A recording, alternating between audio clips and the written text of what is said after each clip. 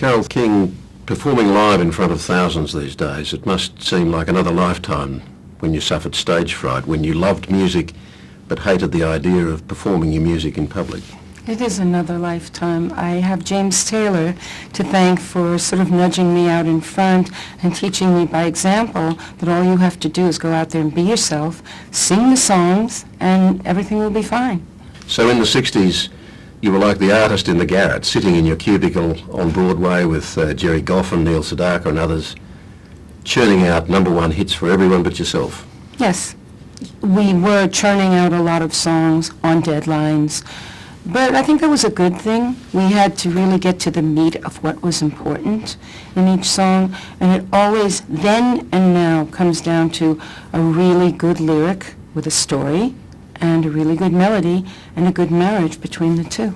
And then came the Beatles and Bob Dylan, and the whole music world was turned upside down. I know Lennon and McCarthy said at the time that they just wanted to emulate you and Jerry Goffin. Actually, they said they wanted to be us. They said they wanted to be the Goffin and King of, of the UK. Which was a hell of a compliment. Oh, it was wonderful, wonderful, and they did succeed, and more. Well, in terms of the and more, the Beatles and Dylan must have had an enormous impact back on you and your music and your place in music at that time. Absolutely. We're all influenced by each other and we all inspire each other, so it's sort of circular. And then in 69, as you say, when you were in James Taylor's backup band and he coaxed you up front one night, it changed your life. It did. Can you describe that moment? Yeah, it was the realization that he set the stage by making it so that the audience would be receptive to me. He told them about all the songs that I had written, and now she's going to do one of them for you, and it was up on the roof. Well, they already knew the song. They already liked the song. They already liked James. So, unless I really screwed up, they were probably going to like me, and I didn't screw up. Can you remember how you felt at that moment? Just warmly received. Can you understand, looking back, why you had been so reluctant up to that point to meet the public, to perform in a public place? Well, there's always the concern that they won't like you. And it's one thing to write the song, but you're at a safe distance behind the artist. If they don't like the artist performing your song, you can say, oh, well, it wasn't my song, it was the artist. It all came together for you with a milestone album called Tapestry, still regarded as one of the most important albums of its time and still one of the most successful in music history. But you've described it as a collection of songs you were doing demos of. Mm-hmm. You must have been stunned by its success at the time. I have two words. Who knew? So that's sort of delivered with a New York accent. I'm from there. I live in Idaho now, but you can't take the New York out of the girl.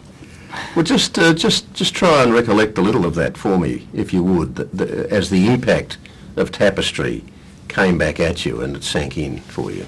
I kind of pushed it away because it was really important to me to keep a grip on life, and my life at that time included a marriage and 2 children that I had from Jerry Goffin, but I was married to my bass player, Charlie Larkey. I was expecting my third, Charlie's first child, and so I busied myself with that and sort of kept the fame and the whole things around success at bay, and I think I did that successfully. You once singled out You've Got a Friend as one of the most incredible songwriting experiences of your life because it was mostly inspiration. It just came out as we hear it. Pretty much. That must have been quite a moment. Yes. Hard to, describe. It just was, if you've ever worked on a story and say you've typed into the computer or typewriter, you're old enough as I am. Yes. And you just watch the story come out of you. It's the kind of similar thing, people who play music or are creative in any way. Sometimes that happens. That's what it was like. Did Tapestry change your life, looking back? Oh, yeah. How? Well, it, in the immediate way, it gave me financial independence, which was really wonderful. In a less immediate but ongoing way, which sort of led to my environmental activism, it opens doors, and people who would normally not listen to the average person walking in with something to say, I got the door open. Then, of course, I always had to have something to say, and I did. So what have been your milestones in this period after Tapestry? What have been your personal milestones? Personally, I think it's the ability to have had what I call, quote, a normal life. It's hard to be, is anyone's life normal, first of all? But to have experienced life in many facets and to be close to my family. I have 4 wonderful children, and now I have 4 grandchildren, and I have a really strong family. We don't agree about everything, but there's a real great connection, and that to me, if I could be said to have had any goal, that was it, and I've got that, and I feel really lucky. And to have made a difference in small ways and large ways in people's lives. So many people come to me and say, oh, we conceived our child a natural woman, or you've got a friend, who was so meaningful, or we got divorced too, it's too late, and it gave me comfort. I mean, that's meaningful to me. But also, as I said, to actually have a conversation with somebody that might not normally be listening to me, but because they love my music, we have grounds for making a connection politically that we might not have otherwise. And now the Living Room Tour.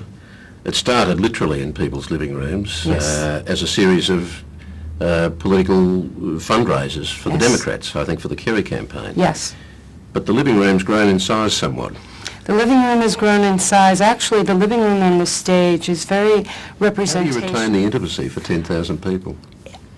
I don't actually know. My surmise is that every person is focused on what they're hearing, and even if I appear very distant as a visual, they're hearing the music, and they're in their own minds thinking of what was going on in their life then, or if they're younger, as often happens, they're there with their mother, or even their grandmother or grandfather, or their parents, and they think, oh, this is what my parents were listening to. This is pretty cool, and that's been really rewarding. The intimacy does translate somehow. Carole King, thanks for talking with us. Thank you, Carrie.